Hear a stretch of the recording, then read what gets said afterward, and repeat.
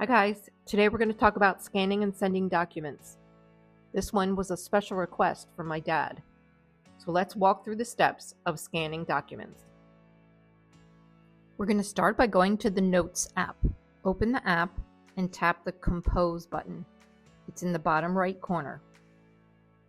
Start by giving your note a title. Whatever you're going to scan is a good title. Then you'll tap the paperclip icon on the bottom menu.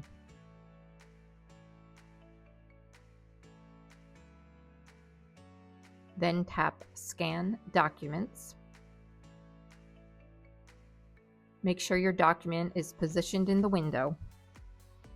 The app will automatically detect the edges of the paper and capture it. Make sure you move your phone away once you're done capturing it, or else it'll continue to take scans. If you're done, tap Save. Now let's look at if you need to scan multiple documents. The steps are the same, except when you're taking the snaps of your document. So start by going to the Notes app, tap on the Compose button, start your note, give it a title, then tap the paperclip icon. Tap Scan Documents, and then position your multiple documents in the window one at a time. When you're done scanning your multiple documents, tap Save.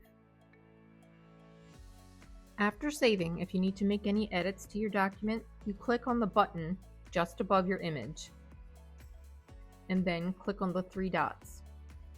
You'll be able to rotate it left or right, crop it, or even change the color. If you only need to scan and save the document, you're done. If you need to share the document, let's go to the next step. From the note, tap the Share button. It's the square with the arrow pointing up.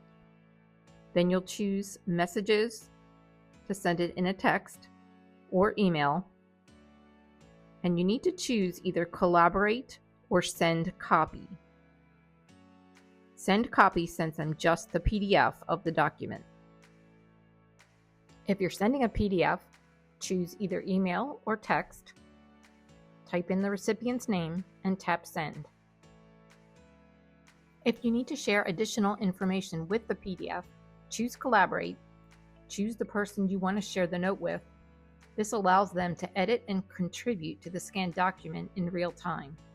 Once you've added any information to the note that you need to, tap the Share button, tap Collaborate, then choose Text or Email, type in their name, and send.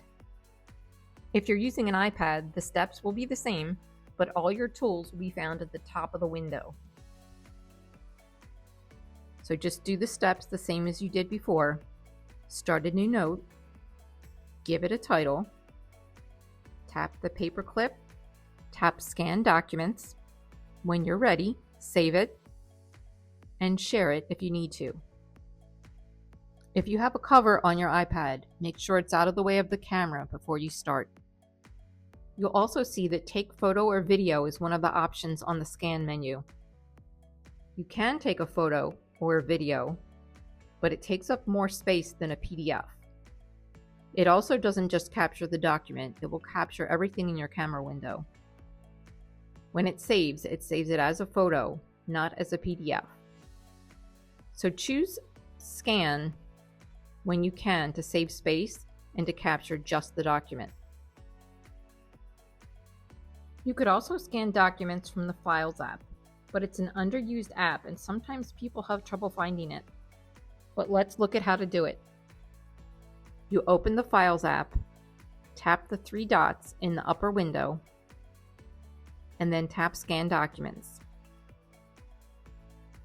You'll position it in the window just like before. Then you tap Save, and then Save again. Your PDF saves right to the Files app, and then you'll have the option to share it from there. You'll need to type in a name for the file at the bottom of the screen where you can see it says Scan Document. Go ahead and type a name for your document in there, and then tap Save. If you want to share it, open the file back up and click on the Share button. If you can't find your Files app, use the search function. It's located at the bottom of your home screen now. Type Files in the search bar, and then tap on Files from the results. Then you can go ahead and scan your document and share it if you need to. In my opinion, using the Notes app is a better option, but try it out and see what works best for you.